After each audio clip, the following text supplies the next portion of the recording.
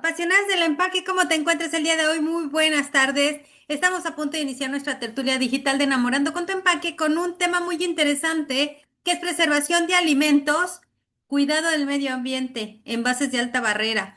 ¿Qué es lo que vamos a ver en esta tertulia? En esta tertulia nos vamos a adentrar al mundo de los envases de barrera y sus implicaciones técnicas y ambientales. Y para eso nos va a acompañar una invitada especial que es Rodrigo Macías. Así que no te lo pierdas. Yo soy Lili Rivera, soy una apasionada del empaque. Y recuerda suscribirte a nuestro canal de YouTube de Enamorando con tu empaque. Nos vemos en unos minutos, no te lo pierdas. En Facebook, pues bienvenidos a todos los que nos acompañan, apasionados del empaque. Esta es la tertulia digital de Enamorando con tu empaque. Tenemos un tema, bueno, hablando de toda la sustentabilidad, todo lo que ha, todo esto de plásticos, pues tenemos a un experto el día de hoy, porque pues en esta tertulia nos vamos a adentrar al mundo de estos envases de barrera, todo lo que es cuestión técnica ambiental. Y bueno, tenemos un invitado especial, pero antes, para los que no me conocen, soy Lili Rivera, soy una apasionada del empaque.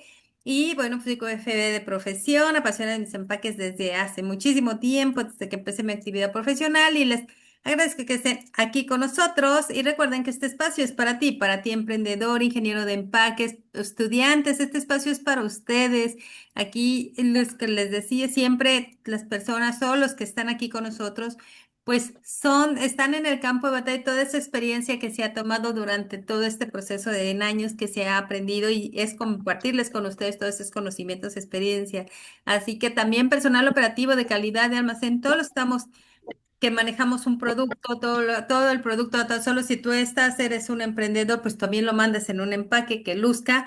Y bueno, pues este espacio es para ti. Así que hoy pues quiero agradecerle a Rodrigo Macías que está aquí con nosotros, que nos va a compartir sus conocimientos, experiencia, que bueno, pues que se presente y el espacio es tuyo, Rodrigo. Muchas gracias, Lili, y muchas gracias a todos los que se han conectado en este momento. Pues yo soy Rodrigo Macías. Actualmente trabajo para la empresa Curaray. Curaray es una empresa de origen japonés que se dedica pues a hacer muchas especialidades químicas y un desarrollo muy amplio, incluso con una muy grande cantidad de productos propietarios. Se invierte mucho dentro de la empresa para poder generar tecnologías propias, productos exclusivos de la empresa y que ha llevado precisamente a la empresa a desarrollar áreas pioneras, dando opciones a la industria para hacer la vida de las personas mejor y más agradable. Yo soy ingeniero químico. Me he especializado en el área de polímeros.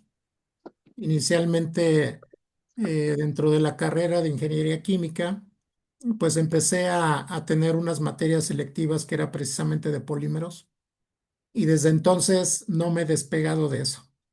He trabajado en varias empresas de empaque flexible, de adhesivos, de pigmentos, alguna refinería sueca por ahí que se llama Ninas, que era la, el uso de aceites básicos tipo nafténico, pues para fabricar lubricantes, plastificantes para hule, para algunos plásticos y actualmente, pues bueno, en Curaray para la unidad de negocio de EBOH, que precisamente es un material que desarrolló Curaray por ahí de 1970, 72 es que ya se empieza a comercializar y al día de hoy que sigue siendo una de las opciones de barrera que existe para fabricar envases de, de alimentos, algunos industriales, algunos automotrices, otros agrícolas. Realmente el área de uso de este material etil vinil alcohol o EVOH pues es muy grande, ¿no? Y, y pues bueno, entrando ya en materia, el tema propuesto es, eh, y es una pregunta que de pronto suena como, como que debería haber un punto medio. Y la propuesta es preservación de alimentos o cuidado del medio ambiente. ¿Qué es lo que tendríamos que priorizar? para poder desarrollar soluciones de empaque o de envase que nos permita cubrir inicialmente una parte muy importante que es la preservación de alimentos y la otra es cómo lo hacemos cuidando el medio ambiente. Y voy a compartir una, una presentación con la idea pues de ir estableciendo algunos hechos y algunas cosas que debemos de tener en consideración para todo lo que es el diseño del empaque. Me dice que está, ok, ya mandé la solicitud, ok, perfecto. ¿Sí pueden ver mi pantalla? Ok, perfecto. Pues entonces es para empezar a abrir la discusión, ¿no? ¿A qué le podríamos dar una prioridad? ¿A la preservación de alimentos o al cuidado del medio ambiente?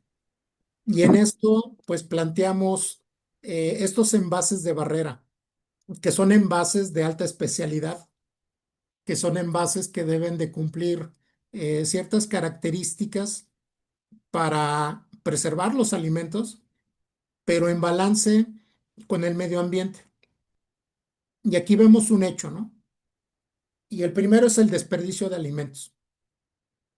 Eh, Actualmente, ya desde hace algunos años, se ha establecido en varios estudios que una tercera parte de los alimentos producidos a nivel global se desperdicia durante toda la cadena de suministro.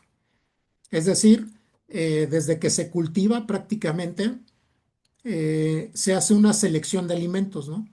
Desde el que se quedó en el árbol, en el campo, aquellos que no cubrían el tamaño necesario o la condición necesaria para poder llevarlo, para recolectarlo. Después, cuando se envía en transporte a una central de abastos, a una empresa de alimentos, y terminan precisamente, pues, echados a perder o se descartan, ¿no?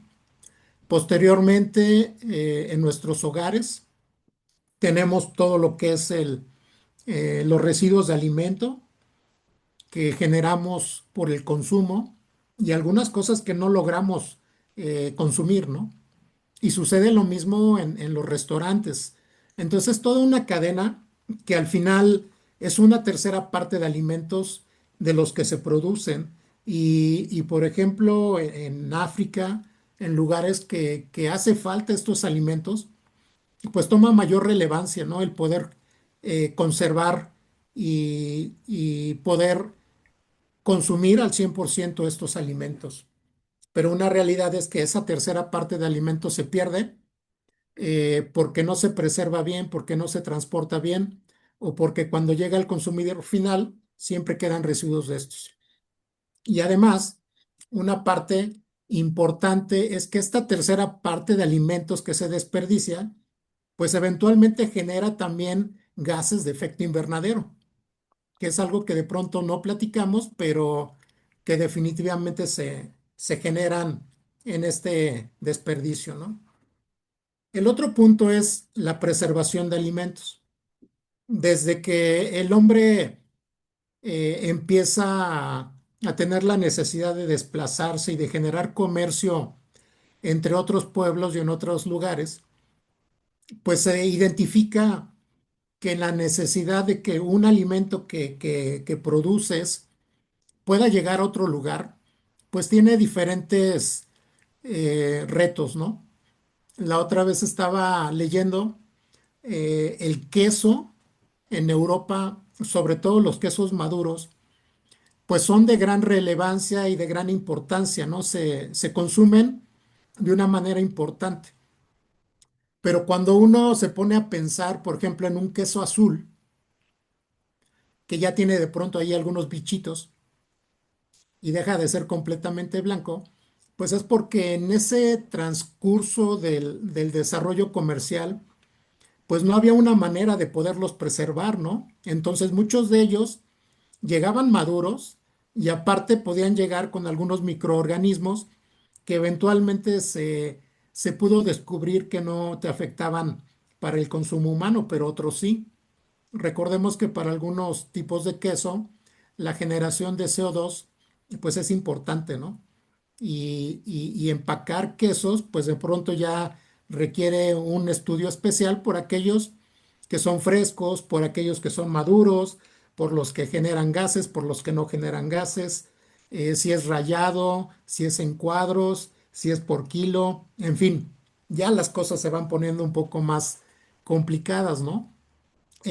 Vemos que para la preservación, pues tenemos muchos procesos de preparación de alimentos, ¿no? Muchos son por refrigeración, otros son por pasteurización, otros son procesos de alta presión, como el HPP, donde todos los microorganismos literalmente son aplastados, ¿no? Por la presión. Otros que son de el UHT, ¿no? De ultra alta temperatura, pero que esta alta temperatura es en un tiempo muy corto, pero que es suficiente para preservar las propiedades del alimento, pero acabar con cualquier tipo de microorganismo que pudiera afectar el producto, ¿no? También hemos tenido un desarrollo de materiales muy amplio, ¿no? Y los primeros, pues bueno, tenemos el vidrio, tenemos el aluminio, tenemos la hoja lata, tenemos el papel, ya más tarde el desarrollo de los polímeros, ¿no? Y otra parte importante a considerar en la preservación de alimentos, pues son los costos, ¿no? Esos costos que nos determinan que una empresa sea rentable o no y que un producto sea accesible o no hacia las personas que lo van a consumir.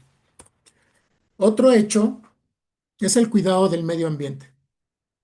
Y en la primer foto, pues vemos algo que comentaban, ¿no? La contaminación plástica. Y esa contaminación plástica, pues es evidente en eh, en el mundo porque el plástico llegó a ser tan económicamente rentable que permitía producir más con menos recursos.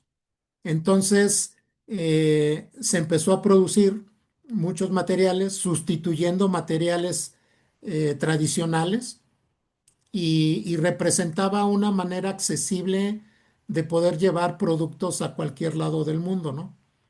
Pero no se tuvo el cuidado de poder considerar qué hacer con ellos después de su uso, ¿no? Otro que también es la deforestación. Hay mucha información disponible que habla que cada día, por el cambio climático, por el uso de celulosa, pues se va usando cada vez más papel, pero también el tiempo de retorno o, o el poder hacer crecer un árbol, aunque ya hay sistemas muy sustentables y el porcentaje de reciclado de papel, de cartón, es importante. Una realidad es que al crecer el consumo, la necesidad de fibra virgen, de celulosa sigue existiendo, ¿no? Entonces, es importante también considerar que la deforestación viene a ser un problema que es necesario resolver. Otra cosa que debemos de tener en cuenta, pues es la emisión de gases de efecto invernadero. Aquí la imagen que pongo a su derecha, pues es un horno de vidrio. Y pues bueno, simplemente por ver la temperatura, digo, el color de un líquido, pues podemos adivinar que anda arriba de los 600 grados, ¿no? Si hablamos también del aluminio, si hablamos también de la hoja lata, del acero, pues hablamos también de temperaturas muy altas, ¿no? Y que para generar esa cantidad de energía, pues requerimos usar elementos que se combustionen para poder generar esta energía y poder hacer líquido pues un metal o el vidrio, ¿no? Así es que no solamente es el plástico, sino que hay otras industrias que también son generadoras, ¿no? A todos los que nos gusta la carne, pues de pronto nos dicen, oye, pues es que resulta que todo el desecho de las vaquitas y de la res, pues es muy importante, ¿no? En la generación de gases de efecto invernadero. Y de ahí las personas que pues no consumen, no consumen carne, ¿no? Y, y pues bueno, estos son algunos hechos que es lo que incide dentro del cuidado del medio ambiente.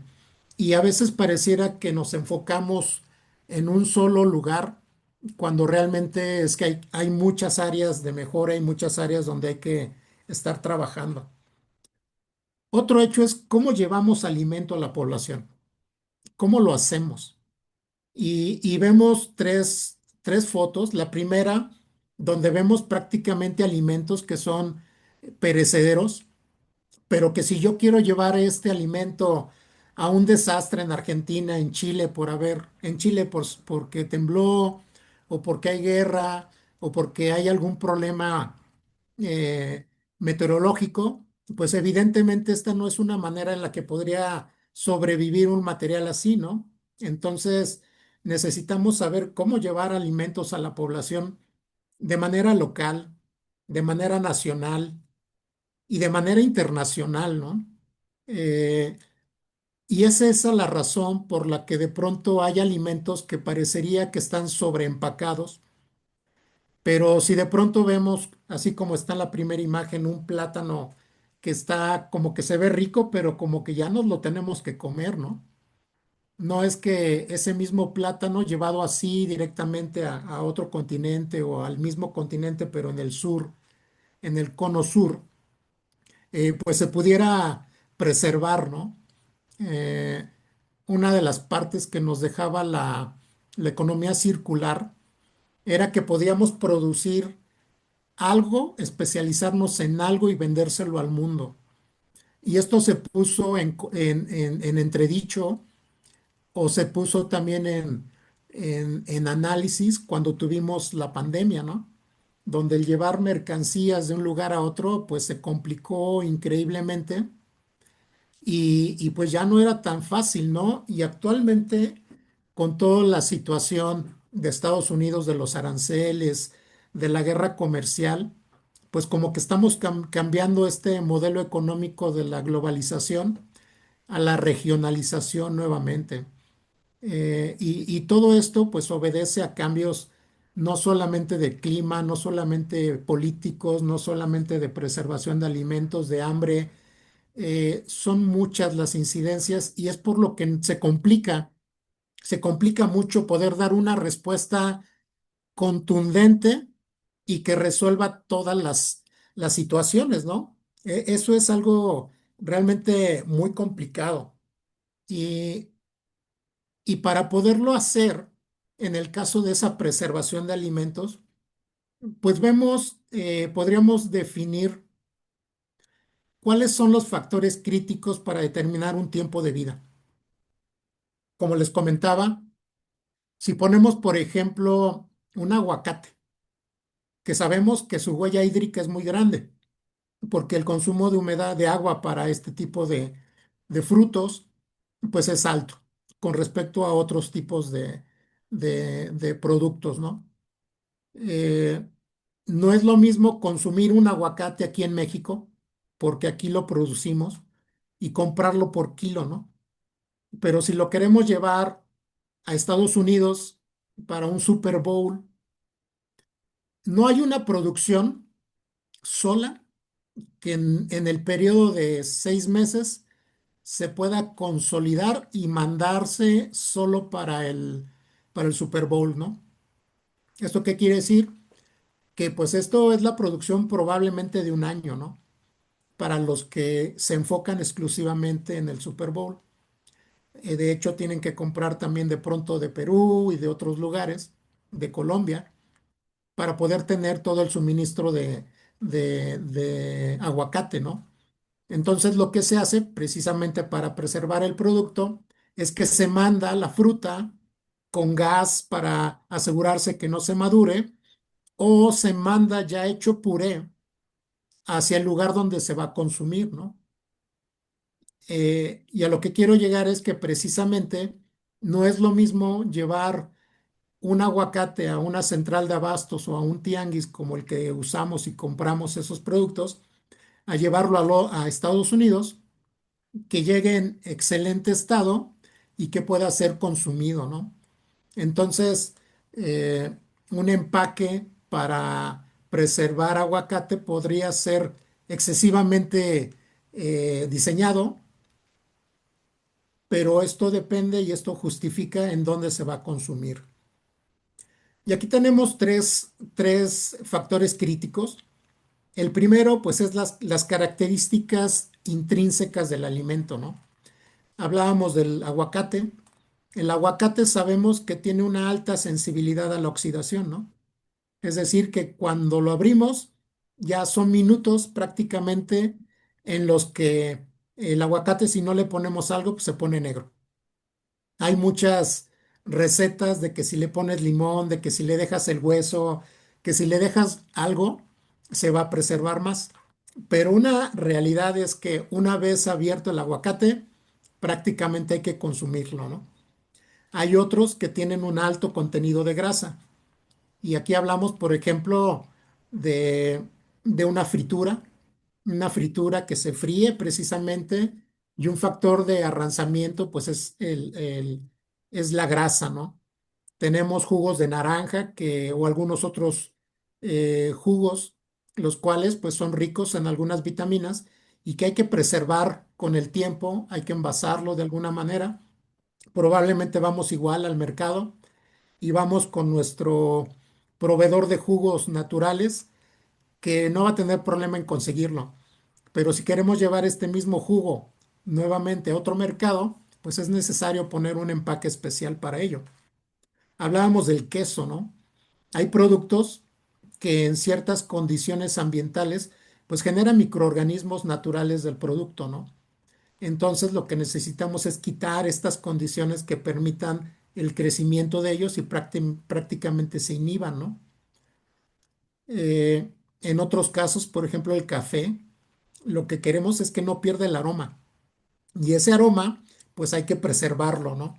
Y depende cómo viene el café, ¿no? Si el café es verde, si el café ya está tostado, si el café ya está en grano, en fin, el pH que puede tener. También las condiciones ambientales en las que se va a manejar. Y tal vez el más evidente, pues es la temperatura, ¿no? No es lo mismo una temperatura en Monterrey, donde puede haber una temperatura muy alta, pero además una humedad determinada, o una alta humedad en un área de la costa, en la Ciudad de México. eh, la luz, si de pronto el, el alimento se va a transportar en sacos, si se va a transportar en cajas, si se va a transportar refrigerado, y cómo es el manejo, ¿no? Y cuánto tiempo va a estar almacenado. Y la parte que es de nuestro interés, aparte de todas las dos cosas anteriores, pues es qué necesidades requiere el empaque para poderlo preservar. Una puede ser la barrera al oxígeno, otro la barrera a la humedad. Otro hablaba de los quesos, pues en muchos casos se requieren atmósferas modificadas para preservarlo. Y otros, pues que requerimos barreras a la luz UV. Dentro del estudio de los empaques para leche, de pronto nos sorprendía mucho ver que que las botellas fueran de color blanco, ¿no? ¿Y eso por qué? Pues porque la caseína y algunas otras proteínas con la luz blanca de los centros comerciales pues eran dañadas. Entonces esa es una razón por la que de pronto son opacos, o actualmente hay muchas botellas que son de PET, pero que sí tienen una barrera UV, que esa barrera no viene en el PET, sino que viene en la etiqueta. Hay otras que podría ser que ese aditivo UV venga en el envase, pero ahí hay que atender qué aditivo puede tener contacto o puede tener algún tipo de contaminación al alimento, ¿no? Entonces, vemos que desarrollar empaques especiales para esa preservación de alimentos es realmente un reto. Y ese reto, pues todos los ingenieros de empaque, pues tienen que considerar todas estas condiciones para poder proponer al mercado alguna solución. Y algo más, actualmente todos los empaques que se diseñan, pues deben de cumplir con estos requerimientos de economía circular. Uno de ellos es que sea diseñado para reciclarse, ¿no? Otros es que sean diseñados para poderse biodegradar, otros para que puedan ser compostables, otros que sean repulpables, en fin, ya tienen que ser diseñados para economía circular. Es un nuevo requerimiento que actualmente todos los fabricantes de envases pues tienen que estar viendo. Y mucha de esta presión proviene también ya de los dueños de marca que tienen compromisos internacionales para poder o reducir la cantidad de plástico, ya sea por sustitución, ya sea por reducción de peso, ya sea para hacerlo más fácil de reciclar, en fin, tienen muchas diferencias. Y aquí vemos envases, ¿no? Materiales de envase. Vemos metales y vidrio, que su barrera al oxígeno podríamos decir que es excelente, ¿no? Siempre y cuando no se rompa o no se abra. Y el vapor de humedad también. En el caso del polietileno, del propolipropileno, no tiene buena barrera al oxígeno.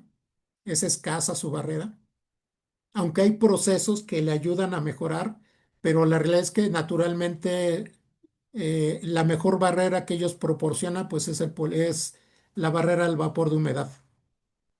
El poliéster tiene un comportamiento, digamos, aceptable en términos de la barrera y de la humedad. El nylon, pues ya tiene una desventaja en términos de la barrera a la humedad. El PVC ya tiene un mejor comportamiento. El gran problema que al día de hoy se evalúa es que el contenido de cloro que contiene su, su producción, pues es importante considerarse desde la producción hasta el destino final. Y otros materiales que son de barrera, como el EVOH, como el PVOH, donde su barrera al oxígeno es muy buena, incluso comparable al metal y al vidrio, pero también su barrera a la humedad no es nada buena. Y al final tenemos todos estos materiales. También aquí falta el papel, por ejemplo, donde tenemos el gran problema de que no es bueno en barrera al oxígeno y tampoco es bueno a la barrera a la humedad. Sus aplicaciones se dirigen más a otras aplicaciones, ¿no? Entonces, ¿qué es lo que hacemos, no? ¿Cuál sería el justo medio o cuál sería la solución que nos resuelva todos los problemas de contaminación económicos y de rentabilidad, ¿no? Y el plástico hizo por mucho tiempo y fue usado precisamente porque permitía esta posibilidad de sustituir materiales tradicionales como el metal, como el vidrio, como el aluminio. Y de esto tenemos varias filosofías, ¿no? O varios comportamientos. Si vamos, por ejemplo, a fundaciones como Ellen MacArthur, como la ONU, donde están haciendo estudios y están haciendo propuestas para terminar con la contaminación plástica, ¿no? La cual suena muy bien, pero la realidad es que si tuviéramos que decidir qué material usamos, pues va a ser complicado, ¿no? Porque si nos vamos todo a vidrio, va a tener implicaciones que considerar. Si todos nos vamos al aluminio, hay que hacerlo, en el metal, todo va a tener pros y todo va a tener contra. Y una realidad también es que no hay un consumo, una producción que nos permita reemplazar con un solo material todas las necesidades, ¿no? Eh, Otra de las cosas que tenemos es pues seguir usando el plástico, pero hacer un consumo más responsable, ¿no? Evitando donde se pueda así el sobreempaque y también hacer sistemas de reciclado que sean realmente eficaces. Y yo creo que el mayor gap que existe para poder reducir el impacto del plástico y que no llegue al mar, que no llegue a los tiraderos, pues es una recolección y una selección adecuada para varias cosas. Una, para quemarlo, y tal vez algunos dicen, no, pues es que eso genera gases, ¿no? De efecto invernadero. Actualmente Japón es uno de los países que por falta de espacio, pues no apostó a los tiraderos, ¿no? A los tiraderos, a los rellenos sanitarios, sino que ellos tomaron esta solución de la incineración como la opción para ellos. Y actualmente tienen una tecnología suficientemente buena para asegurarse de que no hay emisión de gases y lo controlan y actualmente esa es su forma de reciclar, ¿no? Esa es su forma de darle valor a los residuos de plástico o cualquier otro tipo.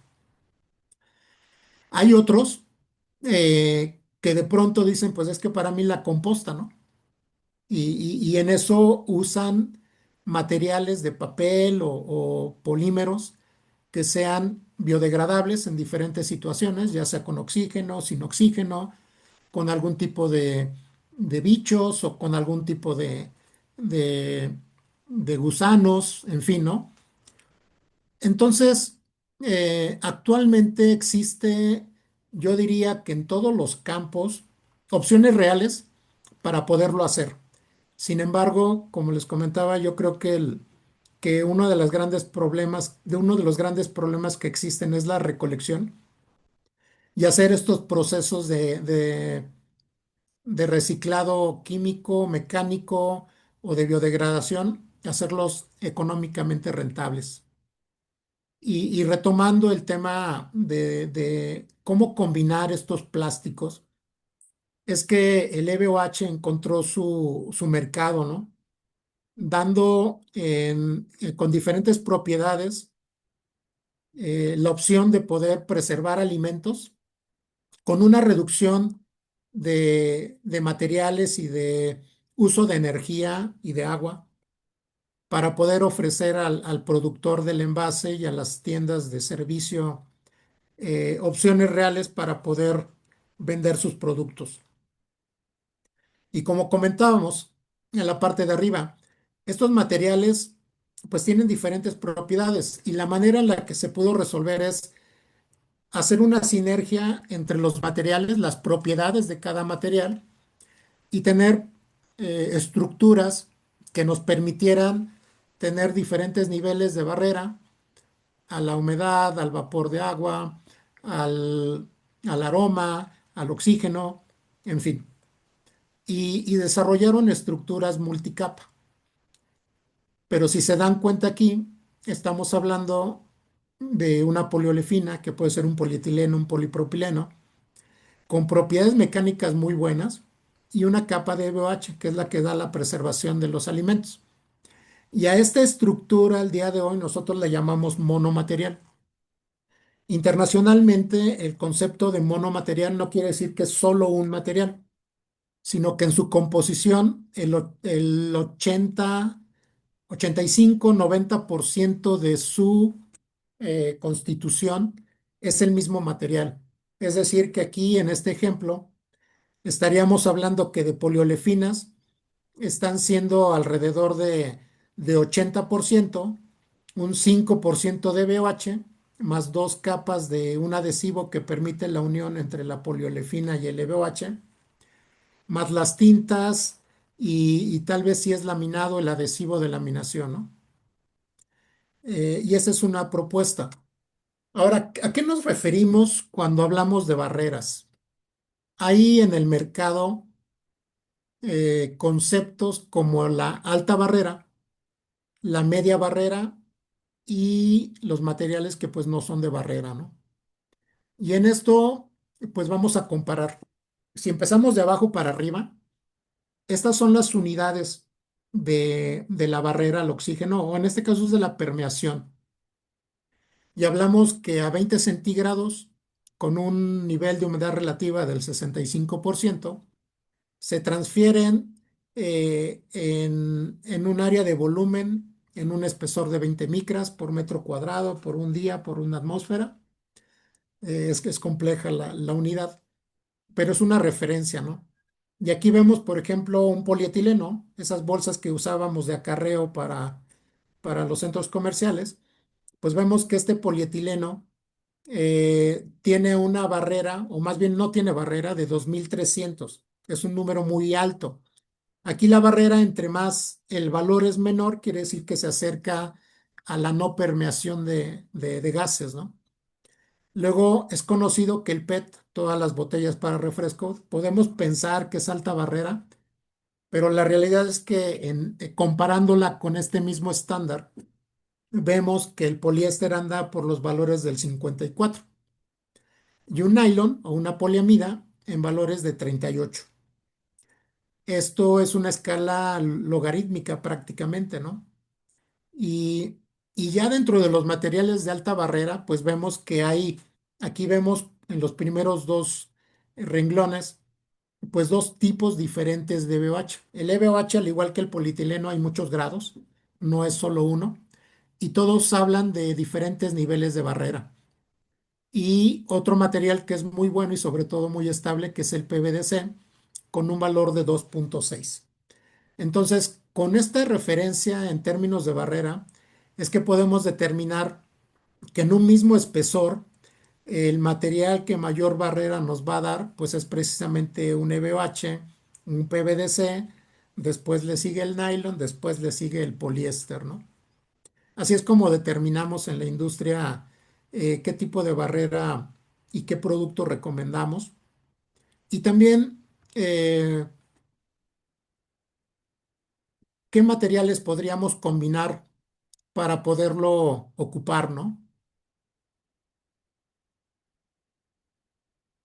Si nos vamos a la siguiente, en cualquier momento, si alguno tuviera alguna duda, pues adelante, por favor, para que me puedan interrumpir y seguir adelante, ¿no?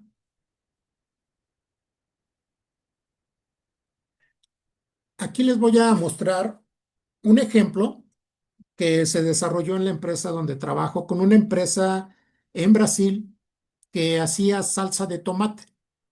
Y esta salsa de tomate, la presentación básica era una hojalata, ¿no?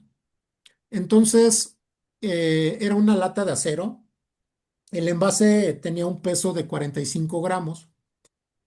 La estructura, pues, era acero y un recubrimiento interno epóxico. Sabíamos que, y desde los abuelos, ¿no? Sabíamos que eh, el ver una lata abollada, pues era la señal de que no la teníamos que escoger y la teníamos que desechar, ¿no? Porque los recubrimientos epóxicos y eh, el cracking que tenía la lata, pues no era muy bueno. Entonces, ya sea que se dañara o estuviera inflada, pues era la señal de que ese producto ya no estaba bien.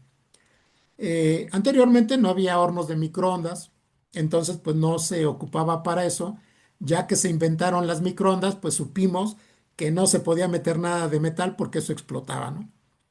Y la vida útil de este material se establecía en 3 años, aunque en la Guerra Fría, pues sabíamos que todos los alimentos que se resguardaban, pues tenían que ser en lata, ¿no? Asumiendo una catástrofe nuclear y que teníamos que tener alimentos, pues que se preservaran por mucho tiempo, ¿no? Pero conforme avanzó la tecnología, eh, fuimos a ver esta empresa y se les hizo la pregunta, ¿realmente quieres que la vida útil de tu salsa de tomate sean 3 años? Es decir, ¿realmente crees o tu idea es que deba ser consumido en 3 años? Pues la respuesta fue no. No, la realidad es que no necesitamos que el producto dure 3 años. Ok, entonces, ¿cuál sería una opción? ¿Para ti sería factible un año? Puede ser, ¿no? Tal vez en lo que se consume mi producto sería un tiempo de vida de un año. Ok, pues entonces se propuso en ese momento un primer pouch, un stand pouch, con un peso de empaque de 12 gramos. Y pues ahí vemos que son 12, 24, 36, casi una cuarta parte del peso de una lata. Y la primera propuesta fue una laminación con adhesivos de PET, de aluminio y de polietileno. Esta estructura también no era microondeable y el tiempo de un año pues se aceptó y pasaron otros años y entonces se hizo una nueva propuesta, ¿no? Quitar el aluminio, que también tenía el problema el aluminio de que cuando se doblaba el stamp pouch, en esos dobleces para el sello, eh, se tenían esos problemas de stress cracking, se llama la propiedad, de donde se doblaba, pues ahí de pronto había fallas. Entonces se propuso un aligeramiento de la estructura, que en este caso fue del 60% más, del 30% el aligeramiento, y se propuso nuevamente el PET con un PET metalizado, laminado con una coextrusión de EVOH, de polietileno y EVOH. En ese momento también por el PET metalizado tampoco era susceptible a meterlo en el microondas, ¿no? Y siguió el estudio cada vez más, se logró reducir 1 gramo en el empaque, pero en este caso ya se quitó el PET metalizado. Y al quitar el PET metalizado ya fue susceptible a meterlo al microondas y el tiempo de vida seguía siendo igual. Y finalmente, actualmente más bien, estamos trabajando en estas estructuras monomaterial que nos permita sustituir materiales como el nylon, como el PET, con procesos que ya existían, pero que hasta ahora no habían sido usados o necesitados. Y no sé si alguno de ustedes haya escuchado proceso de MDO. Y este proceso de MDO, pues es simplemente que un material como un polietileno se pueda estirar, se pueda orientar en dirección máquina y también en forma radial, a fin de darle mayor barrera simplemente por el hecho de la orientación de las moléculas de polímeros, ¿no? Entonces, con esto podríamos tener un material principalmente de polietileno con EVOH que va a ser microondeable, pero también va a ser reciclable acorde a los estándares que están existiendo en el día de hoy. Este es un empaque también con EVOH para una bolsa de agua.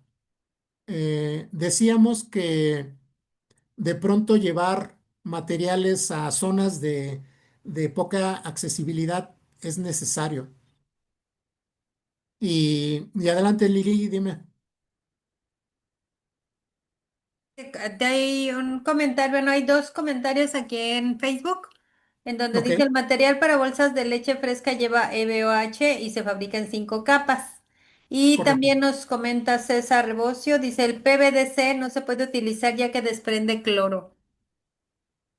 Es correcto. De hecho, en unos slides más vamos a ver cosas de regulación, donde precisamente vamos a abundar un poco más en esto. Pero sí, los dos comentarios son correctos y ahorita platicamos más sobre de ello. Entonces, esta bolsa de agua, pues uno diría, bueno, ¿para qué quiere barrera una bolsa de agua, no? Y recordemos que las propiedades del agua, pues es que es incolora, es insabora y así debe ser, ¿no? Y se ha observado que en el caso de algunas bolsas, si lo ponemos a un lado de la cebolla, del ajo, de algunas otras cosas, tiende a absorber ese sabor. Entonces, este tipo de empaque se ha utilizado, una, para reducir el tamaño y el peso del empaque. Aquí vemos que una botella de 3,8 litros, que es de polietileno de alta densidad, la botella y polietileno de baja densidad, la tapa, tenía o tiene un peso de 67 gramos total. Pero si lo hacemos en material flexible, pues podemos reducir poco menos de la mitad en peso. Y particularmente esta aplicación se ha utilizado para poder llevar agua a sitios con desastres, donde definitivamente poder llevar botellas eh, cuesta un poco más de problemas a llevar empaques flexibles, que nos va a garantizar la preservación del agua y va a ser libre de aromas y libre de algún tipo de descomposición, porque tiene barrera con oxígeno, ¿no? Eh, Otro ejemplo está, y este es uno de los más icónicos, son todos los tubos compresibles o squeezables que se llaman, donde, por ejemplo, Colgate, en una acción pues realmente que apoya la economía circular, es que dejó libre la patente para poderse usar. Si recordamos en los tiempos de los 70s, 80s, pues muchos recordaremos que las pastas dentales venían en tubos de aluminio, ¿no? Y el gran problema de eso es que cuando ya los ibas doblando, pues iba saliéndose la pasta por los costados. Después empezó a hacer el uso con estos tubos de plástico, que se ven muy sencillos, pero la realidad es que hay mucha tecnología en ellos. Y si vemos en la parte izquierda, en la estructura, pues vemos que era polietileno más un adhesivo, más un foil de aluminio, más el mismo adhesivo y otro polietileno. Al día de hoy, estas estructuras son con coextrusión de poliolefinas con EVOH, ya sea por coextrusión de tubo o por coextrusión de lámina, que se dobla y se le da la forma de tubo.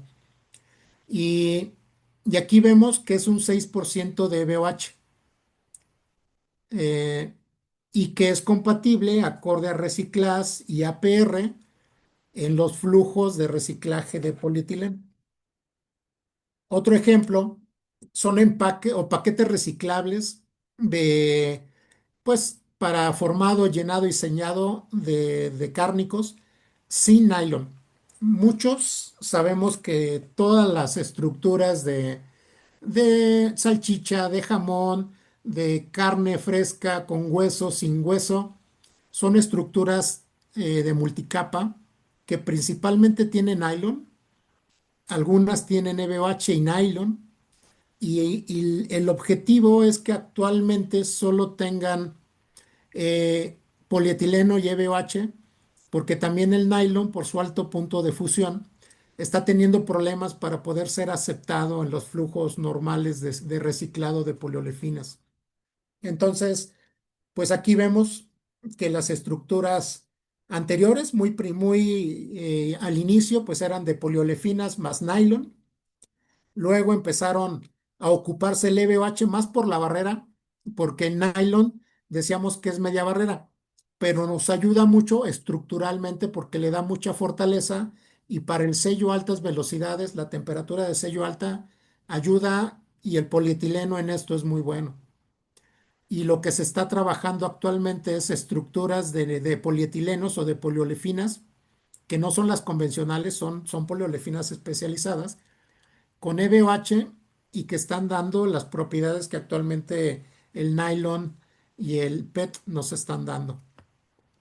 Aquí vemos la estructura para carne fresca, donde aquí sí, dependiendo del sello, hay algunas que contienen nylon en una capa exterior, EVA, para darle algunas cuestiones de flexibilidad, pero también en algunos casos lo hace PIL, lo puede separar. Eh, y también aquí vemos rendimientos equivalentes al PVDC. En el caso de las carnes, el estándar es el PVDC. Entonces, todos los desarrollos que se están haciendo son con el estándar del PVDC, sabiendo que precisamente va a ser una estructura con menos amarillamiento y es libre del cloro, que son los halógenos, ¿no? Aquí vemos otras estructuras por coextrusión y metalización. Aquí hay algo interesante que dentro de los organismos europeos y Estados Unidos, las capas de plásticos metalizados, por la cantidad que realmente es muy pequeñita, sí están aceptando películas metalizadas para poder ser ocupadas. ¿Y cuál es la tendencia en el mundo? Eh, Ahora, para la barrera, el EVOH es la referencia, es el estándar. Y todo lo que se procura hacer como sustituciones van en función de las propiedades del EVOH, porque realmente es que es muy versátil. eh, Hay muchos procesos donde se puede procesar, pero una realidad es que esos procesos suelen ser muy caros, porque si hablamos de una coextrusión promedio al día de hoy, estamos hablando de 7 o de 9 capas.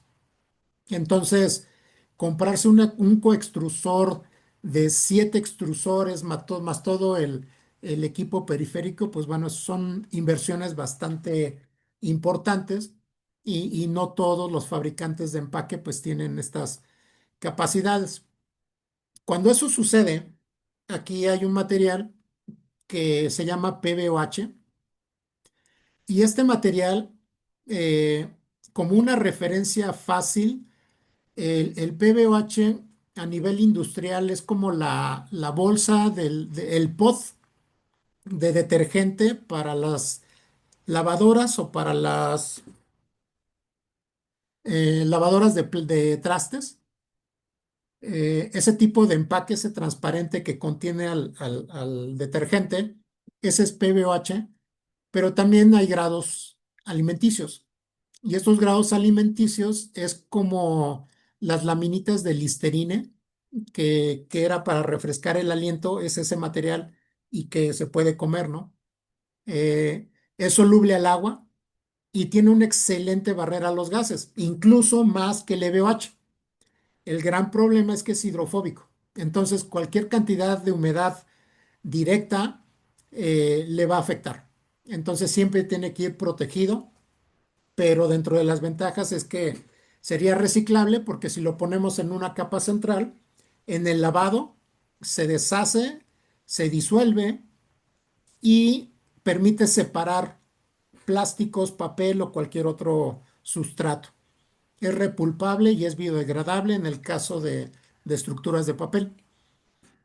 Y, y en estos, este es un recubrimiento, ¿no? Que se aplica como una tinta, como un recubrimiento líquido. Hay otros polímeros o otra tendencia a nivel mundial, son los biopolímeros.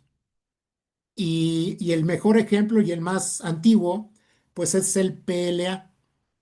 Este PLA lo que hace es que eh, es de la base del maíz o de algún otro tipo de producto, el cual pues se hace un polímero y este polímero se extruye, se lamina, lo que sea, y en algún momento pues se puede ocupar para envases que sea biodegradable o repulpable.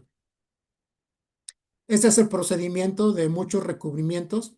Aquí hablamos de PBOH, pero también hablamos de recubrimientos de aluminio, que es el ALOX, o el SIOX, que es de silicio, que también son aprobados para economía circular. Tenemos estas aplicaciones de charolas, por ejemplo, para productos biodegradables y compostables de papel. Estas son las tendencias en el mundo. Algunos están yendo a papel, otros están yendo a monomateriales. Entonces, la proveeduría actual, ninguna es suficiente para poderlo sustituir. Adelante, Lili. Comentan aquí en el chat en Facebook, dicen, ¿qué espesor o porcentaje sobre el total de la estructura final es reciclable, el EVOH, ya que es muy higroscópico y qué molaridad se debe usar el producto para un sub de salsa de tomate? o envase de leche. Ya, sí, en el caso, y aquí ya voy a entrar a la parte de regulación y ya casi acabamos. Eh, Precisamente eh, con la idea de ser justos y con la idea de tener un proceso, un procedimiento para poder decir qué materiales son recomendados y cuáles no. Aquí hay varias guías a nivel internacional. Aquí particularmente es de CIFLEX o de CEFLEX, como queramos pronunciarlo. Esta es una entidad europea en la cual dice que estos materiales son compatibles con el reciclado mecánico de polietileno o de polipropileno. Y aquí vemos que para cada capa de barrera, la cantidad máxima de capa o de recubrimiento es del 5%. En estructuras de ALOX, de CIOX, de BOH, de PBOH o de recubrimientos acrílicos. Incluso hay estructuras laminadas. Estas estructuras laminadas o con capas metalizadas también son compatibles con estos sistemas de reciclado mecánico. Entonces, ahí va la primera respuesta. De nivel general, estaríamos hablando que un 5% y menos es una cantidad aceptable sin tener que hacer o correr un protocolo de aprobación. Eh, Hay otras guías donde dice que la compatibilidad es limitada. Y aquí vemos que recubrimientos y capas sobre el 5% de la estructura total de todos estos materiales es limitada, ¿no? Y los que no son compatibles deben ser determinados.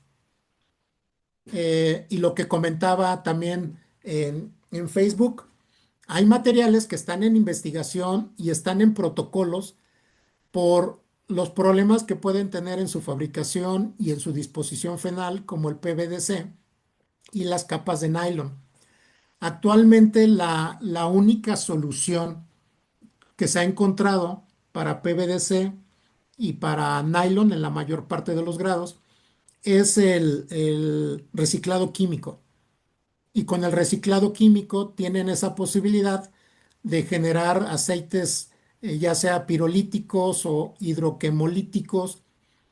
Hay el problema de la reciclado químico es que casi casi hay un proceso específico para cada material y eso económicamente lo hace complicado.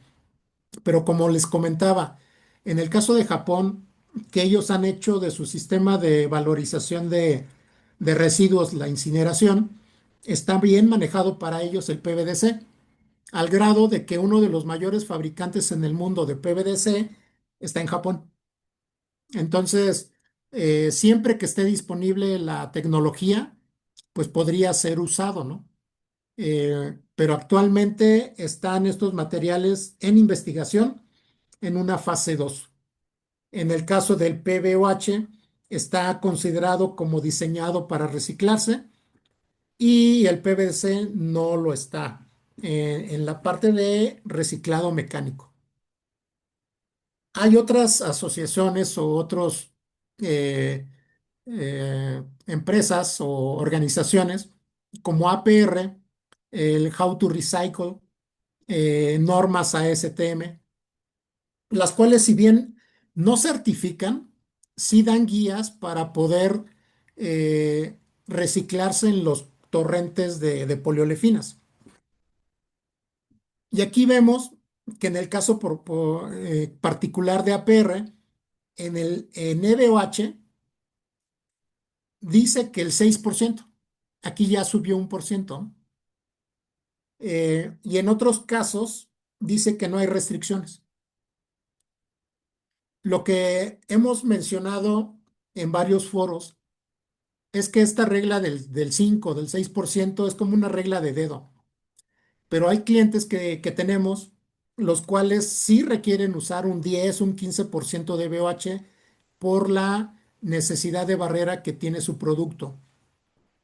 Entonces ellos se vieron obligados a correr estos protocolos y en los dos casos uno del 10% y otro del 15%, tuvieron la aprobación de APR para que sus asociados que hacen reciclado de plásticos lo puedan integrar a los torrentes de poliolefinas. ¿Cómo lo lograron? Con el uso de compatibilizadores.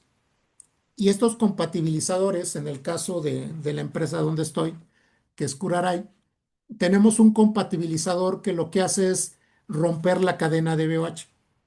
Entonces la rompe en un estado microscópico, el cual la cadena pues queda ya como pequeñas esferas en la matriz polimérica, y esto hace que no se afecten las propiedades mecánicas finales del reciclado. Entonces, si de pronto algún cliente tuviera una necesidad de que su barrera no se reduzca, se pueden correr protocolos directamente con estas asociaciones a fin de tener la aprobación de reciclabilidad. Otra opción, y ahí viene la segunda respuesta. La otra opción, decíamos que el EBOH no es solo un grado, hay muchos grados. El porcentaje mol, que es lo que nos comentaban, el de uso general es de 38% de etileno. Este 38% nos da niveles de barrera que de hecho ya habíamos visto en la primera tabla, que son, que cubren el 80% de las aplicaciones de alimentos. Cuando queremos, y en el caso de la leche UHT, eh, se ha usado como un estándar el grado 38% mol para todas las bolsas de leche UHT. Últimamente han habido cada vez más eh, desarrollos con 32% mol. Aquí, como regla, entre menor contenido molar, mayor barrera tenemos. Es decir, que hay un grado de 27% mol, el cual tendría una barrera 4 veces mayor que un grado convencional, ¿no? Y en esto, esta es la segunda forma de cubrir una recomendación, por ejemplo, de APR o de Ciflex, es si no podemos ponerle más EBOH, entonces la siguiente opción es cambiar el grado de BOH a un porcentaje mol menor, por ejemplo, 27, 24% mol.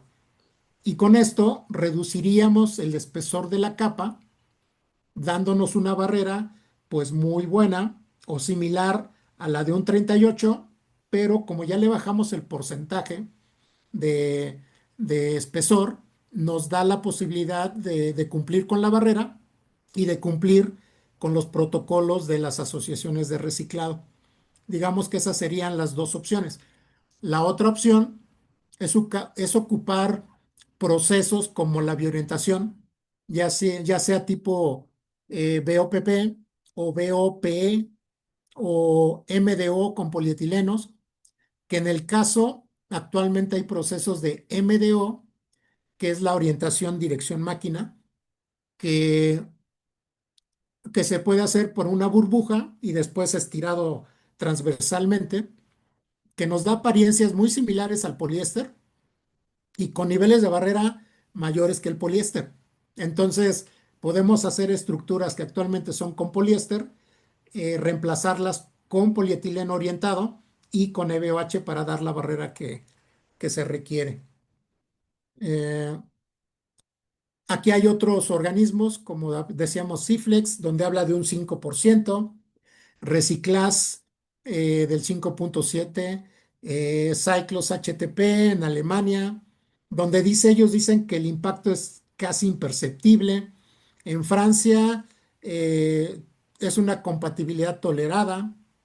En fin, hay una cantidad de regulaciones internacionales en las cuales, y en esto el EBOH, el PBOH han salido muy beneficiados porque se determina, y como les comentaba, que son los materiales de referencia, en los cuales pues es una de las barreras preferidas por todos los fabricantes de envase de barrera. Y pues bueno, esta es la opinión que queríamos o que quería yo transmitirles de cuál es el estatus. Y, Y la realidad es que las dos cosas son importantes. La preservación de alimentos, porque también una realidad es que la población no deja de crecer. Y si bien la pandemia hizo su aportación para reducir el número de personas en la Tierra, también la población sigue creciendo y la necesidad de llevar alimento a todas esas personas también va creciendo. La idea de que dejemos de usar plástico realmente es complicada y que se reduzca es todavía más complicada porque no es lo mismo eh, llevar 1 millón de empaques a una población que a lo mejor en 5 años crece 10%, 15%, aunque se reduzca una cantidad del 30, 40% de plásticos, la realidad es que va a seguir creciendo el consumo de materiales de vidrio, de aluminio, de papel, de cualquier material va a seguir creciendo, porque la población sigue creciendo. Entonces va a ser muy difícil decir, pues ya nos quedamos con 5 millones de producción de toneladas y ya no producimos más. Eso realmente va a ser muy complicado. Y la otra es, eh, necesitamos cerrar ese gap de la producción, del uso, de la recolección y del reciclado de los materiales. Necesitamos trabajar en eso a fin de que esa ley de economía circular que se sigue trabajando o que sigue ahí esperando por parte de las cámaras de diputados y senadores, eh, necesitamos cerrar esos gaps para que cuando venga esa ley, pues ya estemos preparados. Se necesita un consumo más responsable de los materiales y también consumos, eh, hablando desde nuestro punto de vista como consumidores, ¿no? Hay cosas que de pronto las hacemos muy irresponsablemente, como el tirar materiales en el mar, como tirar materiales en la calle, como dejar residuos en cualquier lado. Es parte de todo, ¿no? Y en la medida que nosotros también hagamos esa selección y asumamos parte de nuestra responsabilidad, es como vamos a cerrar esos gaps de reducción de contaminación plástica, de reducción de gases de efecto invernadero, de reducción de deforestación, de contaminación del agua, en fin, ¿no? Eh, y pues bueno, no sé si alguien más tenga algún comentario, alguna duda. Ale, tú hiciste un comentario en el chat, pero no entendí. Si quieres tú abrir micrófono, por favor. Y yo me quedé con una duda. Decías que al momento de extruir es orientado y luego vertical para que quede barrera. Ah, ok, sí. Mira, hablemos de un proceso normal como el BOPP, ¿no? No hay Ujú. barrera. El BOPP sabemos que tiene una barrera mayor que la del polietileno, por decirlo. Pero si tú haces una bolsa de polipropileno para camisas, pues ahí la barrera realmente no es trascendente. Pero si tú a este BOPP lo estiras en los dos lados, ¿no? Transversal y longitudinal, vas a tener un incremento, simplemente por el arreglo de las moléculas, vas a tener un incremento de barrera particularmente a la humedad. Y en esto el ejemplo pues son las bolsas de papas, ¿no? Que son bolsas bioorientadas de polipropileno que nos va a dar una barrera a la humedad muy buena y que es una propiedad deseable para todo lo que son frituras y productos secos. Si hablamos ya de papas que son vendidas en el mundo de un color amarillo, pues vamos a ver que ya tienen barrera. Tienen no solamente la barrera al oxígeno, tienen la barrera a la humedad, pero también barrera a la luz, porque recordemos que la grasa no solamente se descompone por el oxígeno, sino que también se descompone por la luz, degrada las grasas, ¿no? Por eso Eh, el metalizado. eh, el metalizado, sí. el digo, aporta también barrera al oxígeno, pero uno de los principales barrera que nos dan los metalizados o las plastas de color blanco o cualquier otro tipo de colorante o pigmentos es que nos dan esa barrera a la luz. Si solamente hablamos del proceso, hay procesos de orientación que nos da mejoras en la barrera. Hablando particularmente del proceso MDO, la tecnología es de globo, es decir, que se extruye y sale un globo, ¿no? Sale el globo que se va estirando, pero de manera Longitudinal transversal, y ¿no? transversal. Exacto, ¿no? Con la relación de soplado, das eso.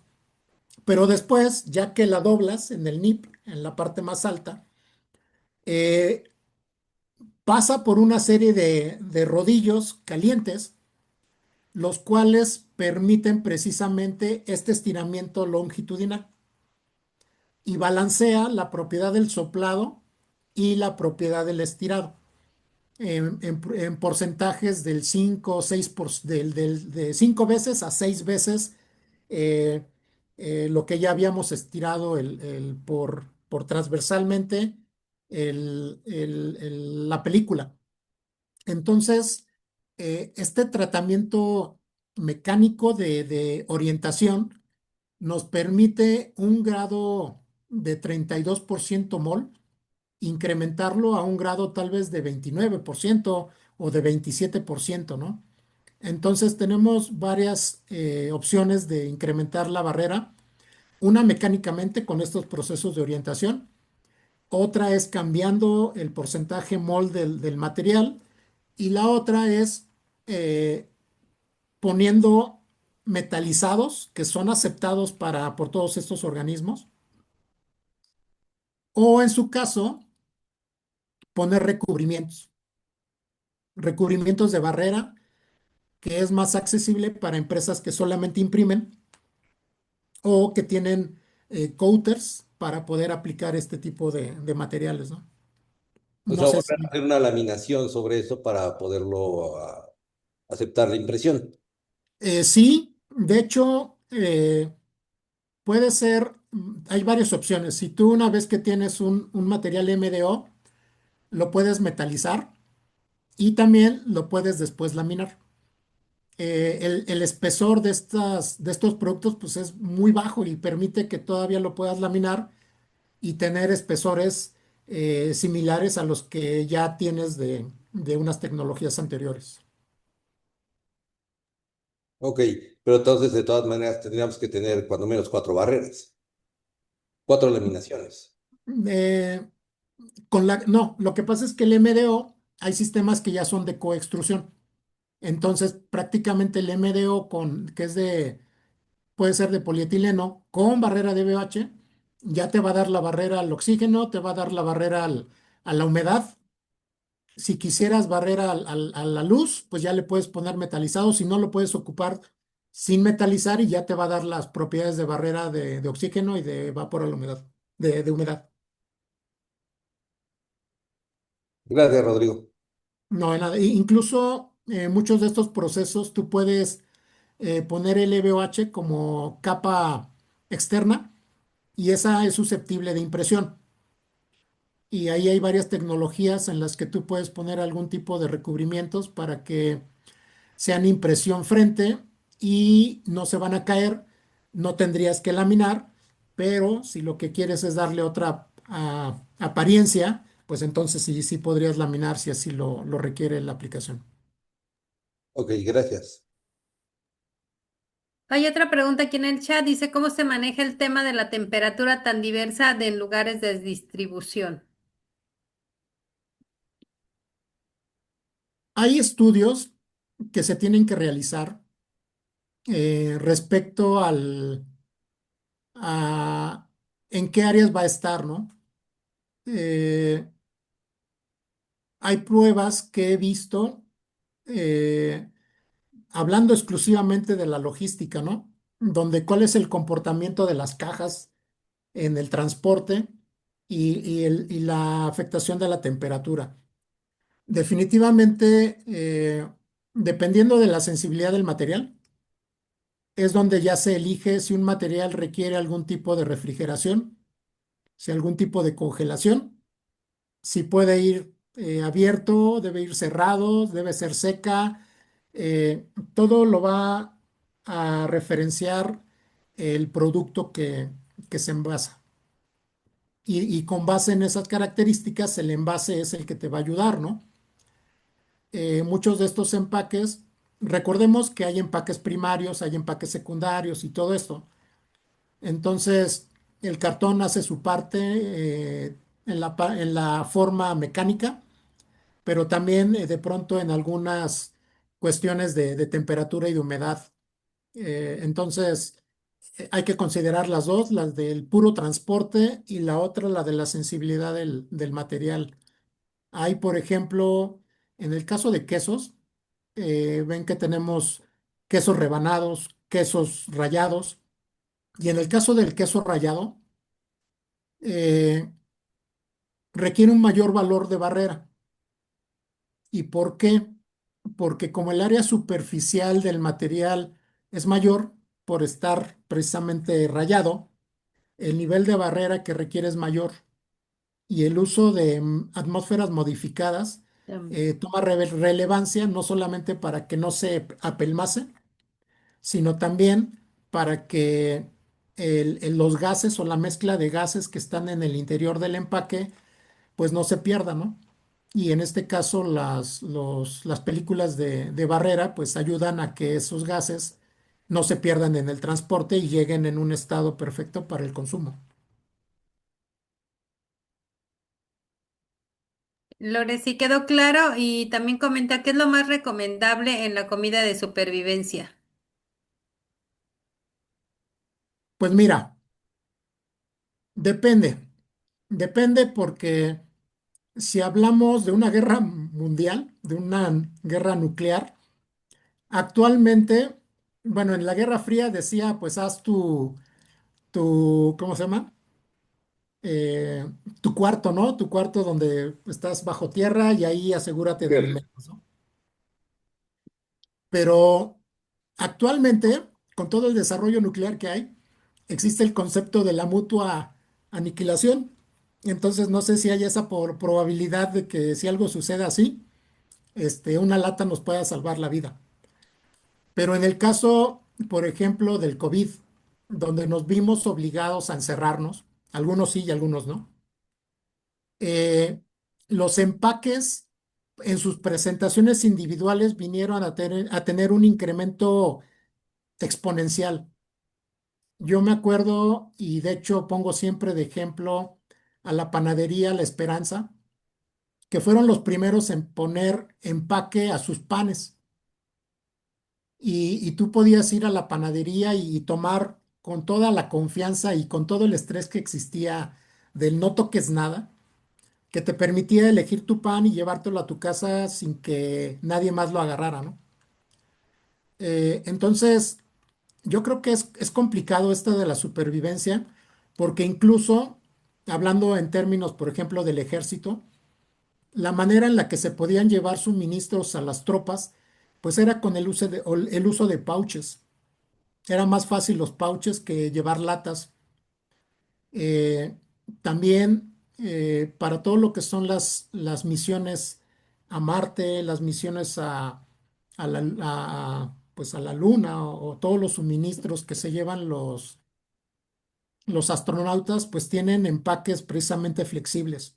Ya no usan vidrio, ya no usan eh, pues latas, porque eso incide directamente en el peso, ¿no? Y el peso en este caso pues es trascendental por el consumo de combustible que requiere para poder salir de la Tierra.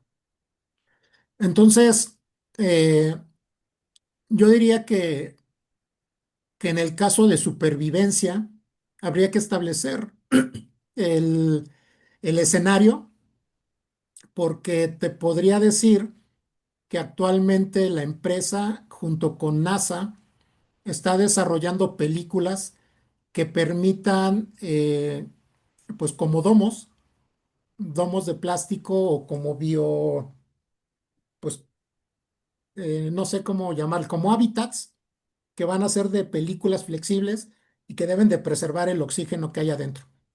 Y los alimentos que se van a consumir se están desarrollando con empaques flexibles donde debe de durar, pues no sé, 8 años para ir, pero también 8 años para regresar, ¿no? No podemos pensar que sus alimentos se puedan descomponer en un corto tiempo. Gracias, Lore, ¿alguna otra pregunta? Si quedó claro. Sí, muchísimas gracias, Rodrigo. Mucho gusto. Tenemos al César que estaba en Facebook y está aquí ya con nosotros y nos pregunta, ¿en quesos rallados se incorpora atmósfera modificada? ¿Es correcto? Así es, así es. Hay muchos productos, no solamente el queso rallado, ¿ah? Pero sí hay una de las tecnologías para preservar alimentos, pues es la mezcla de gases, ¿no? Nitrógeno, oxígeno, bueno, no oxígeno, nitrógeno, para poder mantener precisamente inerte la atmósfera al interior del empaque. Ok. Y, pero nada más la última vuelta, la última dice Ale que la Esperanza metía PVC en lugar de poliolefina. A mí me tocó ver que era BOPP Exacto, en yo alguna también que tengo yo vi. Sí. esa idea también que era BOPP y al día de hoy ya me siento yo raro agarrar un pan que no está con, con este empaque. Sí. Adelante, Walter. Bueno, primero que todo, mucho gusto, Rodrigo. Un placer, la verdad. Soy un maestro en el tema. Rodrigo, yo quedé con alguna duda, la verdad, por ahí picando. ¿Y por qué? Porque en la industria yo sé todos los retos que hay en todos los tipos de empaque, ¿no? Papel, polipropileno, metalizado. Y me llamó mucho la atención los ejemplos que pusiste, especialmente aquel que venía de lata a un empaque flexible y vi Sí. que pusiste varias etapas o varias propuestas. ¿Qué Ujú. tanto impacto, Rodrigo, o si vamos a hablar de costo, ustedes están viendo, o tú en tu mundo, en tu amplio bosque, qué tanto impacto en cuanto a costo? Recordemos que ahora la industria es, bueno, sí, hay que ir hay que salvar el planeta, hay que salvar la producción, hay que salvar el costo y whatever, como le quieran llamar. Entonces, ¿qué tanto impacto le ves, Rodrigo, en todo esto que estamos moviendo en cuanto a costo, el costo del empaque? De todo tipo, no solamente A, B o C. Sí, hay un incremento ciertamente en el costo, porque los procesos actuales, en la mayor cantidad de los ejemplos, ya están completamente, ¿cómo se llama este término económico? En el que ya están amortizados. Sí, Entonces, el costo de producción y de uso de los equipos prácticamente ya no es tan grande. Las nuevas tecnologías en coextrusión y en procesos como MDO, pues requieren inversiones altas y nuevas. Entonces, todo el costo de amortización está ahí incluido y el desarrollo de nuevas resinas, pues requieren sí unos costos mayores. Muchos de ellos se balancean porque se ocupan menos materiales de estos. Eh, pero sí, al final hay un costo que hay que absorber, porque cuando vamos con los dueños de marca, es claro, ¿no? Todos quieren cosas sustentables. Y yo pongo este ejemplo, ¿no? Haciéndolo personal. A mí me encantaría tener un carro eléctrico, ¿no? Pero la realidad es que si lo comparamos con otras opciones en el mercado aún aceptadas, pues vemos que con el mismo costo te puedes comprar un auto de super lujo. Entonces, mi decisión tal vez la tengo que cambiar, no en términos del uso de combustibles, sino tal vez en cuestión de estatus y de lo que a ti te gusta, ¿no? Otro es que sí, la sustentabilidad es un tema. Actualmente en México al menos está detenido, pero ya se están hablando en otros lugares de Estados Unidos, de Europa, de hacer estos cargos de de cuánto generas y sobre lo que generas hacerte un cargo, ¿no? Un impuesto. Cuando esto suceda, porque ya nos va a tocar en el bolsillo, va a tener que ser natural el cambio. Cuando nos digan, ¿sabes qué? Tienes que incluir el 30% de material postconsumo a tu empaque, eh, pues va a ser una obligación, ¿no? Hoy en día, eso es un problema porque muchas materias, muchas resinas vírgenes son más baratas que un postconsumo. Entonces no hay un incentivo económico para usar resinas de postconsumo. Y todas las nuevas opciones, hablando sobre todo de papel, ¿no? Que decíamos el papel, pues tiene el gran problema que no tiene ni barrera al oxígeno ni barrera a la humedad. Y como pareciera que es un material muy sustentable y se degrada solito por la naturaleza, ¿cómo lo logro, no? Eh, Hay técnicas que ayudan, como haciendo papel con recubrimientos, pero al final el sello requiere alguna resina o alguna laca, algo, ¿no? Es un reto y al día de hoy yo creo que estaríamos hablando de un incremento del 10-15% en el envase final sobre las opciones que actualmente existen. Hay empresas que sí lo van a pagar, porque lo que me llama la atención a mí es que en todas las encuestas dicen que hay gente que está dispuesta a pagar más por el producto que ocupa. Eh, la realidad es que no se ve en el consumo de estas opciones que ya existen en el mercado. Entonces sí hay un incremento en el costo del empaque y en el empaque sustentable, por decirlo de una manera genérica, que muchos dueños de marca no están dispuestos a pagar o absorber. El fabricante del empaque no está dispuesto a absorber y el consumidor, eh, si no hay otra opción, lo va a tener que asumir. Eh, pero también siempre hay más opciones, ¿no? Si tú ves un producto con la misma calidad o una calidad que se acerca a lo que tú consumes, pues entonces tal vez eliges la opción más económica, ¿no?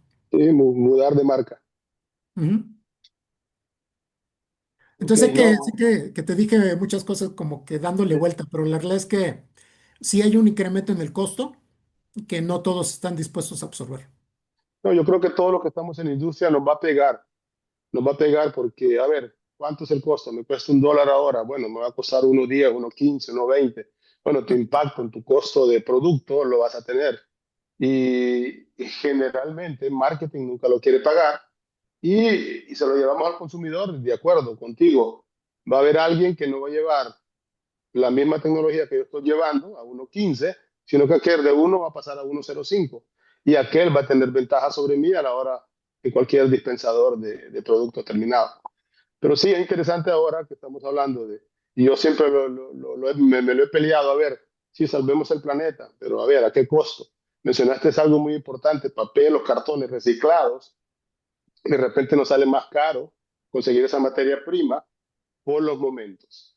Yo lo pongo como ejemplo. Hace muchos años hablábamos de productos orgánicos. Ahora hay productos orgánicos que son más caros que el producto normal, porque son especialistas y están en áreas pequeñas y no hay volumen. Entonces, generalmente ahora productos orgánicos me salen más caros que un producto tradicional o normal. Entonces, ahí es importante, creo yo, como en la industria, ver qué tanto nos va a impactar a la hora de tocar el bolsillo de nuestro costo de empaque. Pero muchas gracias. Claro, sí, muchas gracias. Eh, y pues bueno, ahí en esto tenemos algo que no podemos hacer y es una recomendación, es que no nos quedemos pasivos, eh, porque cuando llegue vamos a estar atrás, o sea, ya vamos a estar tarde. Sí.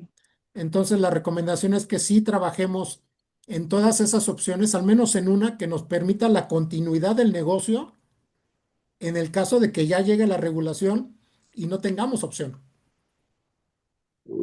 Perdón. Sí, adelante, Ricardo. Hola, buenas noches a todos. Muy interesante la exposición, Rodrigo. Muchas gracias. Respecto a lo que mencionas de reciclable, obviamente, como bien dices, no tenemos que quedarnos atrás, ¿no? Tenemos que ver situaciones de vanguardia, Porque ¿cuándo llega esta presión de meter los productos reciclables? Esto es como las certificaciones que venimos trabajando, ¿no? Me acuerdo que hizo 9000 hace 30 años, decía, no, pues para mí es muy caro los sistemas de gestión. Pero cuando las empresas, nuestros mayores clientes decían, a ver, Ricardo, tienes hasta el 31 de diciembre de 2025 para estar certificado, si no, no vas a poder ser mi proveedor. Todo el mundo empezábamos a meterlo, ¿no? Y es ahorita lo mismo. O sea, yo lo veo con FSC, ¿no? Era muy caro meter productos de papel con FSC y las mismas cartoneras nos los daban más caro para hacer las cajas. Ahora ya no, ya cuesta casi lo mismo. ¿Sí? Y por ejemplo, ¿qué está pasando ahorita con este impacto y con el Net Zero Champions, que es solamente emitir cero contaminantes de aquí al 2050, que esas son una de las exigencias que tiene la Comunidad Económica Europea? Por ejemplo, vamos a Costco. Sí, a ver, Costco, el banco, tú vas a cualquier banco, Bancomer, para quiero que me financies, porque no ocupan su dinero, todos lo sabemos, o Walmart, y le dicen, quiero ampliar, quiero hacer tiendas en Nayarit, quiero hacer tiendas en Colima. Ah, ok, va. Ahora, aparte de todo lo que me sustentas de estados financieros, yo quiero que me digas cuántos de tus proveedores tú tienes sustentables. ¿Cuántos de estos proveedores que te venden café, leche, colchones, todo lo que vendes, tiene sustentable? Y si no me demuestras que está un 45% de los proveedores con productos sustentables, no te puedo prestar plata. Así que, digo, nadie va a negar a Costco que no tiene dinero, a Walmart. Pero esa es la forma conforme ahora están estructurando para poder dar los créditos. Igual si tú pones una plaza, Rodrigo, una plaza comercial, un hotel, etcétera. Esta es la forma conforme empiezan a presionar, ¿no? Para que le entremos en este sentido. Y ojo, como bien tú dijiste, no nos quedemos pasivos, porque cuando el cliente nos pide de ciertos meses para entrar, porque mira, no es cuestión mía, pero mi cliente principal me lo está pidiendo. Yo tengo que entregar los estados de cuenta y aparte estados sustentables demostrando esto. Y tú no eres mi proveedor sustentable, te tendré que cambiar por otro. Entonces, no esperemos esa campana de alarma para poder trabajar. Tanto en los plásticos como en el papel, trabajemos sobre los productos sustentables. Es posible, como bien tú dijiste, no todos van a poder pagar ahorita un precio, un sobreprecio, pero es mejor que las nuevas generaciones ya lo traen, Rodrigo. Al igual que trabajar con la inteligencia artificial y todo, nuestros hijos, al igual que toda una inclusión de toda la sociedad y de otros géneros, también la parte sustentable, y qué bueno que la traigan porque ellos ya no se les va a hacer, uno sí lo piensa, ¿de verdad será sustentable? ¿De verdad tengo que pagar más? Pero ellos ya no, ellos es por cultura también, que dicen, no, pues yo quiero no dañar el medio ambiente porque si tengo hijos o perros, porque ellos tienen hijos o tienen perros, no quiero que dañe el medio ambiente, ¿sí? Yo comentaba con otro, un amigo que es investigador en Guadalajara, se estoy haciendo, nada más aquí como anécdota, estas bolsitas para las heces de los perros, que todos sacamos a pasear al perro, pero de un material, era como un papel que obviamente tiene que resistir la humedad, ¿verdad? Para que no se salga todo lo que traes ahí, las heces, pero que pudieras meterlo, porque él lo que hace es recolecta todas las popós, te deja una cubeta, a los 15 días regresa por ahí alguien, te deja otra vacía y le pagas y hace una composta. Pero si tú le metes el plástico, Rodrigo, y todo el panel, ¿verdad? Pues ya no, ya eso él tiene que estar separando y todo eso y sale muy costoso. Pero él está inventando eso para que me ocupes este tipo de bolsitas con tu perro y me lo pones ahí y no tienes ningún problema.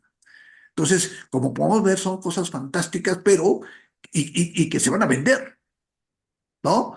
Porque ahora de 10 parejas, 6 quieren tener perros, no hijos. Sale muy costosa las colegiaturas, estimado Rodrigo. Entonces, el tema es que esas son las grandes oportunidades y como bien tú dijiste, no las dejemos fuera. Entrémosles al material reciclable, todos los que estamos aquí que tenemos un negocio, porque al final del día, cuando vamos en el tercer carril, nos pide el cliente, brincate al quinto, tendremos los elementos para estar preparados. Muchas gracias, Rodrigo. Muchas gracias a todos. Gracias, Felicitaciones por Ricardo. por tu Sí, presentación. y cada vez más los dueños de marca, en algún foro estuve con gente de Nestlé, por ejemplo, y decían, es que así como estamos, no vamos a llegar a a nuestras metas, ¿no? Porque o no está la proveeduría o porque el costo no nos da. Y es una realidad, ellos se empujan y empujan lo más posible y el mercado es el que debe de dar estas propuestas. Eh, Algo que me sorprende es que mucha de la tecnología de reciclado ya está. Por ejemplo, hablaba yo del proceso MDO, que está saliendo mucho al día de hoy, pero es un proceso que desde los 80 existe, solo que hasta ahora no había habido la necesidad de estos materiales, ¿no? Que sustituyeran un poliéster, por ejemplo. Eh, pero vamos, yo creo que técnicamente ya están todas las soluciones o muchas y, y faltan algunos gaps de cerrar, y también inversionistas que quieran entrar a esos gaps, ¿no? Sí es, tienes mucha razón, efectivamente. Y para llegar a las metas cada vez son más ambiciosas, y, pero lo que sí tenemos que ver también es cuidar el planeta porque es el único que tenemos. Entonces, tenemos que no dejar de lado eso, ¿no? Muchas Es correcto. gracias. Gracias, gracias.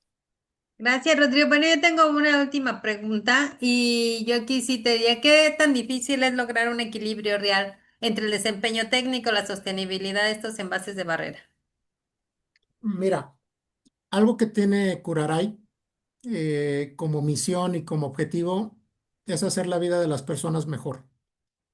Eh, y por ahí tenemos una gráfica donde precisamente se determina cómo no, cómo diseñar un empaque que tenga precisamente esas cualidades. Porque por un lado, puedes sobrediseñar un empaque con un costo mayor. Y por el otro lado, no sé qué sería lo contrario de sobrediseñar. Under. Lo contrario. Eh, que haga que el producto se eche a perder, ¿no? Entonces, tienes que llegar a ese punto medio que sea rentable y que proteja el material en el tiempo que necesitas, ¿no? Porque a lo mejor tú tienes, les doy un ejemplo de las papas fritas, ¿no? La misma empresa de papas fritas ocupa barrera en sus empaques en Estados Unidos, pero esta empresa en México no la ocupa, ocupa los procesos normales de BOPP metalizado. ¿Por qué? Porque el consumo de papas en México es tan rápido que el tiempo de vida pareciera irrelevante, porque lo que se consume, lo que se produce se consume rápidamente. Y hablando de Estados Unidos, el territorio es increíblemente grande, ¿no? Entonces, atravesar del este al oeste toma mucho tiempo como del norte al sur, de manera que esa cadena de proveeduría o de llevar productos a todo el territorio sí requiere tiempos de barrera diferentes, tiempos de vida de anaquel diferentes. Sí. Así es que, pues siempre buscas ese balance, porque de un lado pierdes producto y del otro lado pierdes dinero por diseñar productos empaques de mucho valor, ¿no? Sí. Gracias, Rodrigo. Hay una última pregunta aquí en Facebook. Nos dice Ilse, ¿cómo podemos empatar los desarrollos de proporciones y mezclas de diferentes materiales en el desarrollo de nuevos materiales con el proceso de reciclaje? Porque por ahora solo los agrupamos en el número 7, pero ¿qué pasa con cada una de sus características que desde mi punto de vista complejizan aún más el aprovechamiento de materiales? Sí, mira, eh, por cuestión económica, todos conocemos la identificación de plásticos con el código que se ha generalizado que dice que es de reciclado. La realidad es que ese código no es de reciclado. Ese código más bien es de identificación de resinas. Y se dio el número acorde a la mayor cantidad de, o sea, los plásticos que eran comercialmente más usados, ¿no? Y en el 7 pues, se juntaron a todos los demás, ¿no? Que no tenían el volumen o que eran de mucha especialización.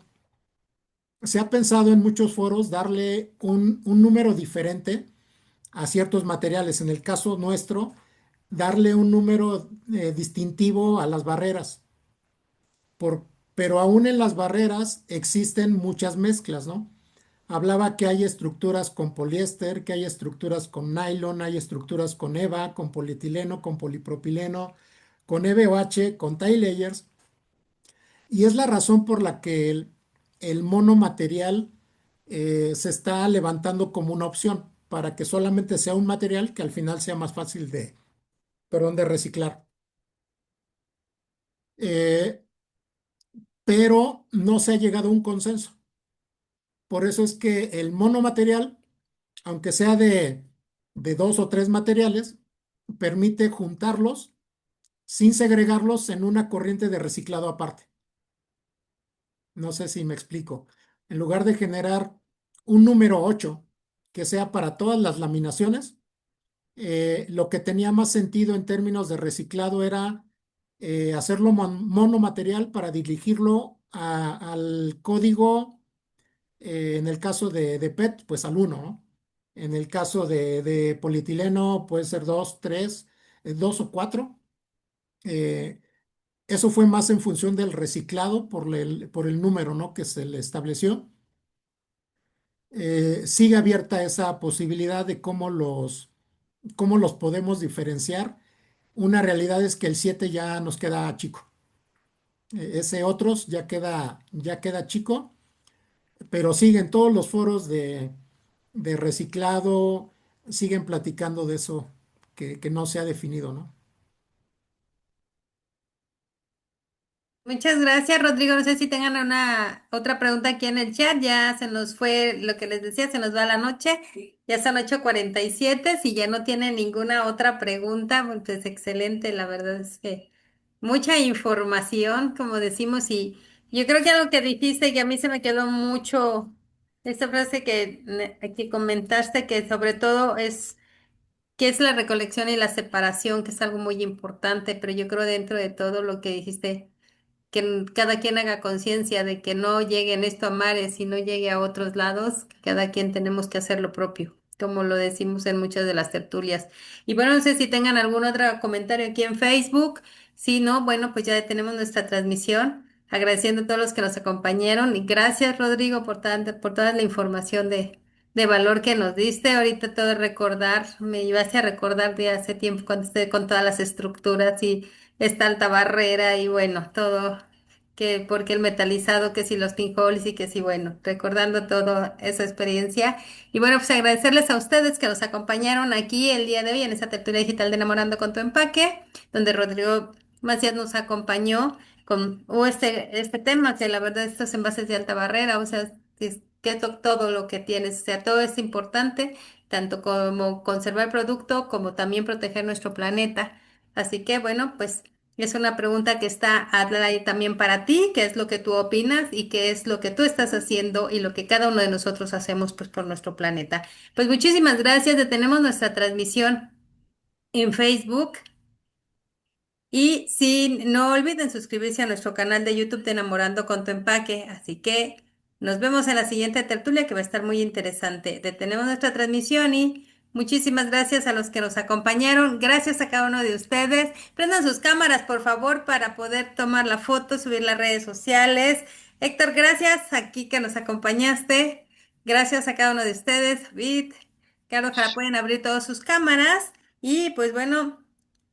Ahí sonrían para que saque ahorita siempre Pati la agarro en otra posición, ahora no nos acompaña, también a nombre de ella, pues les agradezco que nos hayan acompañado y también te manda saludos Rodrigo que no pudo estar aquí con nosotros en esta tertulia.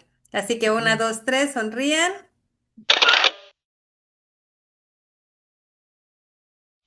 Pues muchísimas gracias que nos acompañaron. Nos vemos para la siguiente tertulia. Vamos a empezar junio, ya se nos fue casi medio año de este año. Así que muchas gracias, muchísimas Gracias, muy buenas noches. Nos vemos para el siguiente. Bye bye. Y no olviden suscribirse a nuestro canal de YouTube. Muchísimas gracias, muy buenas noches, Rodrigo. Todo lo mejor. Muchísimas gracias. Un abrazo. Gracias, Excelente, Rodrigo. Buenas excelente noches. tertulia.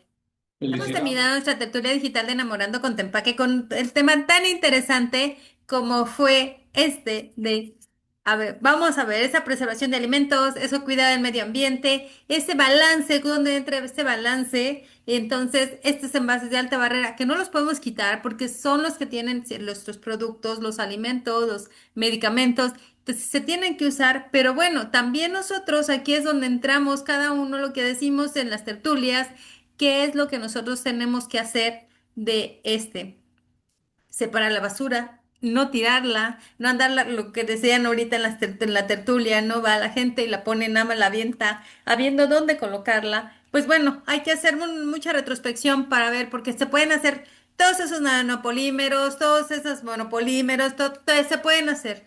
Pero realmente, ¿qué vamos a hacer nosotros mismos también para que esa basura esté donde tiene que estar?